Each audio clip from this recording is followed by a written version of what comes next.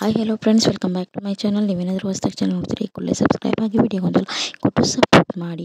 ನೀವೇನಾದರೂ ನಿಮ್ಮ ಹೆಂಡತಿಯ ಹೆಸರಿನಲ್ಲಿ ಆಸ್ತಿ ಖರೀದಿ ಮಾಡಿದರೆ, ಸ್ನೇಹಿತರೆ, ಆಸ್ತಿ ಖರೀದಿ ಮಾಡಿದರೆ ತೆರಿಗೆ ಇಲಾಖೆಯಿಂದ ತೊಂದರೆ ಉಂಟಾಗುತ್ತದೆ ಎಂದು ಕೆಲವು ಜನರು ತಮ್ಮ ಹೆಂಡತಿಯ ಹೆಸರಿನಲ್ಲಿ ಆಸ್ತಿಯನ್ನು ಖರೀದಿ ಮಾಡುತ್ತಾರೆ. ಆದರೆ ಇದೀಗ ಪತ್ನಿ ಹೆಸರಲ್ಲಿ ಮನೆ ಆಸ್ತಿ ಖರೀದಿ ಮಾಡುವವರಿಗೆ ಹೈಕೋರ್ಟ್ ಒಂದು ಹೊಸ ತೀರ್ಪನ್ನು ನೀಡಿದ್ದು, ಹೊಸ ನಿಯಮ ಜಾರಿಗೆ ತಂದಿದೆ.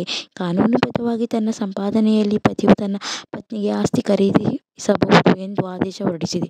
ಪತಿಯು ನ್ಯಾಯಯುತವಾಗಿ ಕಾನೂನುಬದ್ಧವಾಗಿ ಸಂಪಾದನೆ ಮಾಡಿ ಹೆಂಡತಿಯ ಹೆಸರಿಗೆ ಆಸ್ತಿ ಖರೀದಿ ಮಾಡಿದರೆ ಅಂತಹ ಆಸ್ತಿಯನ್ನು ಬೇನಾಮಿ ಆಸ್ತಿ ಎಂದು ಆಗುವುದಿಲ್ಲ.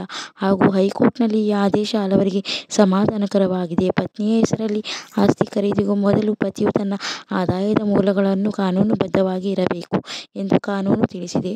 ಅದೇನಾದರೂ ಅಕ್ರಮ ಮೂಲಗಳಿಂದ ಬಂದಿದೆ ಎಂದು ಸಾಬೀತಾದರೆ ಪತಿಯು ಸಮಸ್ಯೆಗಳನ್ನು ಎದುರಿಸಬೇಕಾಗುತ್ತದೆ. ಪತ್ನಿ ಹೆಸರಿನ ಆಸ್ತಿ ಖರೀದಿಗೂ ಮೊದಲು ಸರಿಯಾದ ಆದಾಯ ಮೂಲಗಳನ್ನು ಕೊಡಬೇಕು. ಸರ್ಕಾರಕ್ಕೆ ಕಪ್ಪು ಹಣವನ್ನು ತಡೆಗಟ್ಟುವ ಸಲುವಾಗಿ ಹೈಕೋರ್ಟ್ ಈ ಒಂದು ಆದೇಶವನ್ನು ಹೊರಡಿಸಿದೆ. ಹಾಗೂ ನೀವೇನಾದರೂ ನಿಮ್ಮ ಪತ್ನಿ ಹೆಸರಲ್ಲಿ ಆಸ್ತಿ ಖರೀದಿ ಮಾಡಲು ಸರಿಯಾದ ಆದಾಯ ಮೂಲದ ದಾಖಲೆ ಕೊಡದೇ ಇದ್ದರೆ ನೀವು ಸಮಸ್ಯೆಗಳನ್ನು ಆದಾಯ ತೆರಿಗೆಯಿಂದ ಎದುರಿಸಬೇಕಾಗುತ್ತದೆ. ಸ್ನೇಹಿತರೆ, ಈ ವಿಡಿಯೋ ಇಷ್ಟ ಆಗಿದೆ ಪ್ಲೀಸ್ ಲೈಕ್ ಮಾಡಿ, ಶೇರ್ ಮಾಡಿ, ಹಾಗೆ ಸಬ್ಸ್ಕ್ರೈಬ್ ಮಾಡೋದನ್ನ ಮರಿಬೇಡಿ. Thanks for watching.